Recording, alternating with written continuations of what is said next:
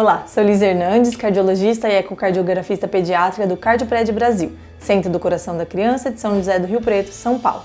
No vídeo de hoje vamos falar sobre o desenvolvimento neurológico e comportamental na criança com síndrome de Down.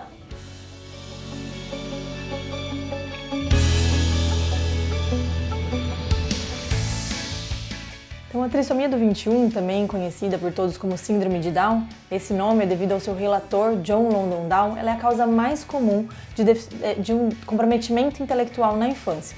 Recentemente, ainda esse ano, foi publicado um artigo na New England Journal que traz à tona a importância do estímulo precoce, com atividades, com terapias para essas pessoas com trissomia do 21. Mas essas atividades, elas precisam ser direcionadas. Como assim? O que a gente precisa? A gente precisa conhecer as características das pessoas com trissomia do 21 para que a gente tenha um correto ensinar.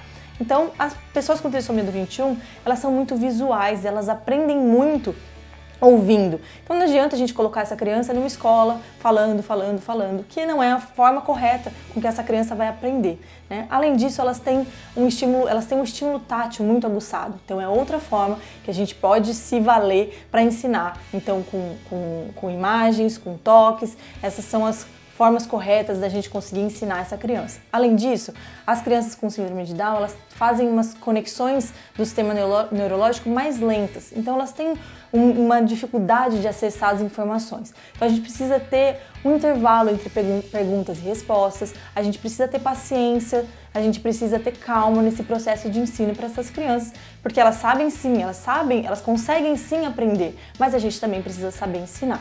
Além disso, essas crianças, depois que elas aprendem, elas têm dificuldade de esquecer o que lhe foi ensinado. Elas criam muitas vezes alguns ritos que não chegam a atrapalhar a vida, não são uma compulsão, e esses ritos devem ser respeitados. Do ponto de vista comportamental, as crianças com trissomia do 21, elas têm algumas alterações comportamentais que não chegam a ser doença, elas são alterações benignas, como o bruxismo, que está presente em 40% das vezes nessas crianças, e aí a família deve procurar um tratamento odontológico. Muitas vezes essas crianças elas acabam até se machucando por causa desse bruxismo. Outra alteração comportamental é o flapping, que é como se fosse um bater de asas, que deve ser desmistificado. Muitas vezes essas crianças são confundidas por causa desse flapping, desse comportamento com autistas. A gente vai falar um pouquinho mais pra frente sobre o autismo, mas a gente precisa diferenciar bem o flapping do autismo. Elas também têm uma hiperacusia, então elas são muito sensíveis a lugares barulhentos. A gente precisa que elas estejam acompanhadas de pessoas que elas se sintam seguras, senão elas ficam muito agitadas, nervosas. Tem também o comportamento de roer unhas, que muitas vezes o que acontece é que essas crianças elas têm uma menor sensibilidade à dor, então elas se machucam mesmo nesse ato de roer as unhas. Falar sozinho, tem até o nosso mestre, o Dr. Zan, ele diz, quem não fala sozinho? Todo mundo fala sozinho. Aqui a gente tem essa capacidade de introjetar a nossa fala. Eles não têm essa capacidade, então eles falam sozinhos. E um olhar para cima, que a gente também não pode confundir com convulsões.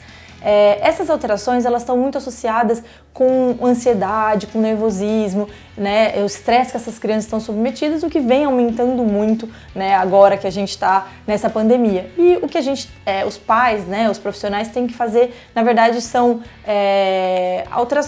medidas comportamentais. Então, tirar o foco desse rito, e desmistificar, não taxar essa criança como autista ou como uma criança que tem convulsões, Quanto às condições patológicas, é sabido que as pessoas com trissomia do 21, elas têm uma maior incidência de transtornos do espectro autista, então aí a importância da gente, lembrar do flapping, mas também não esquecer do autismo. Elas também têm mais risco de alterações psiquiátricas, convulsões, demência precoce, então por volta dos 40, 45 anos já começam a aparecer quadros de Alzheimer.